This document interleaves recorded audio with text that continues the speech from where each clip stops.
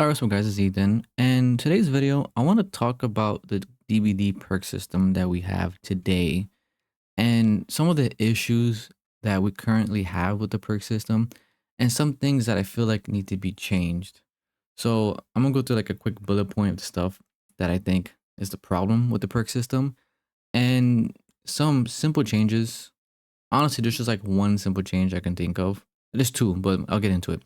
So first of all, I feel like one of the main problems with DVD perks in the games in the game currently is some perks have like they're too convoluted or have so many steps to trigger. And when I say so many, I don't mean like a whole bunch, but there's like 2 to 3 steps or something you got to do for the perk to even have value. And then when you actually get the value of the perk, you have the value for such little time, or it doesn't really do anything. Like it's not a huge impact on the game. And I think that's one problem. I'm not sure how you go about fixing this exactly. I just think perks in general shouldn't have so many requirements or little steps to trigger them with such little return.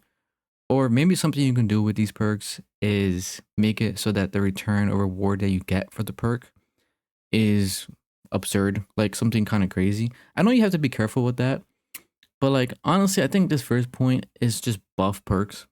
Like I think some perks are so like remove all these crazy requirements and just increase the reward you get for it. Yeah, this might lead to some perks being like more stronger than they should be, but I don't think there's anything wrong with that because it spices up the game, right? If you make a perk that was once weak really strong, then more people might use that perk, play around with it. Like for example, I remember when Boil Over first got like really buffed.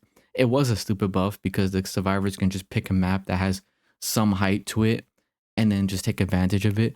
But for that time, while it was, more buffed than it should have been, it was an interesting like week, I would say, or however long it was buffed for. It was a while ago.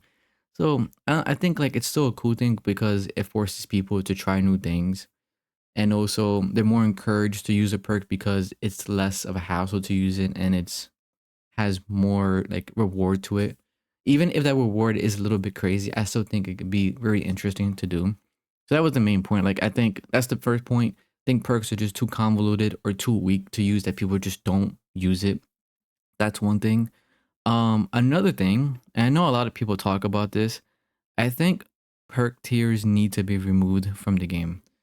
And the main reason for this is because right now we have 282 perks in the game, right? And with each new release of killer or survivor, depending on how they do the release, that's essentially, this is gonna be weird, but think about it. Whenever they release, let's say they release one new survivor, you're technically looking at not just 3 new perks, but technically 9 perks because you have 3 tiers to go through for each perk.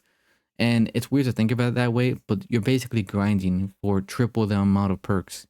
And that's more necessary than it has to be. Like, I don't think there's no point in having extra tiers. It just makes the grind longer than it has to be. And it's just, I don't think anything justifies having it. Like, yeah, maybe it might be like, oh, well, you need to give the survivor a sense of progression or whatever. But when the sense of progression is so long, it's like at this point, just take it off. Like you're going to cut the grind in half, not in half, but like you're going to cut it by triple amount. And there's nothing wrong with that. I feel like at this point, this game has so many perks that even the grind would still take a bit, but not be so annoying. Yeah, we might bump into the same problem whenever they add more perks again. But overall, I feel like this would make grinding a bit more, smooth line and be better for people in general. That's one thing. I think they should just remove the tier system. It serves no purpose. I feel like it only just makes the game more grinding than it needs to be. So that's my main thing, especially for killer, because I know there's gonna be a counterpoint to that where it's like, oh well, survivors can just get prestige one and all the survivors and just focus on their main. And it's like 2 things to that. One, killers don't play exactly the same like survivors do, so removing perk tiers would be really helpful for killers in general. And also, what if you do want to switch to a different main? I have like I've switched mains so many times. I've switched from Meg to Sable. This new girl, I forget her name. Sometimes I like to play Lara Croft as well. Like, what if you want to switch, your mains, you know? So I think overall, I think there's no harm in removing tiers. It would just make the game a bit better. Um, I do think that's just my main points or my main issue with the perk system and why I think it needs to be changed and some of the changes that they should do.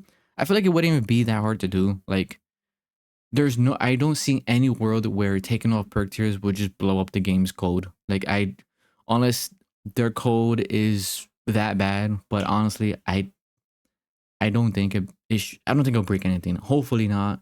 And I feel like that should be one of their main goals is to just remove the tiers.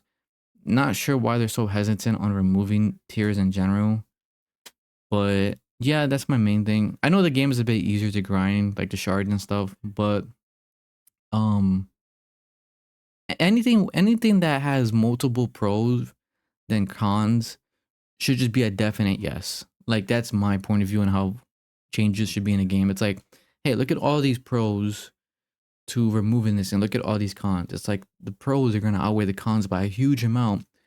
And it's like there's no reason not to. But yeah, I think the perk system does need to be changed. Um I don't think it's the biggest thing that needs to be changed right now. I don't think. But it definitely needs to be looked at a bit more. Like they need to start buffing weaker perks because it's not good that every game you see the same amount of perks every game. Like that's not good. It means people don't see these other perks as worthwhile. And like, they don't even need to pick like they don't need to buff a bunch of perks. I feel like they can just pick like 3 perks, but like, hey, fuck it, let's just buff these perks, like make the numbers huge or something like that, and then see what happens. And then from there, kind of adjust the numbers, because look what happened with Boy Over, right? It got buffed and then they nerfed it to like a value that like the perk got a new change and it was, they nerfed it. So it's actually people kind of still use it. Like I still see it every now and then. So yeah, I think that's my thoughts on that. Let me know what you guys think. Do you think the per system needs to be changed, or maybe you have other changes that I didn't mention? So yeah, peace out.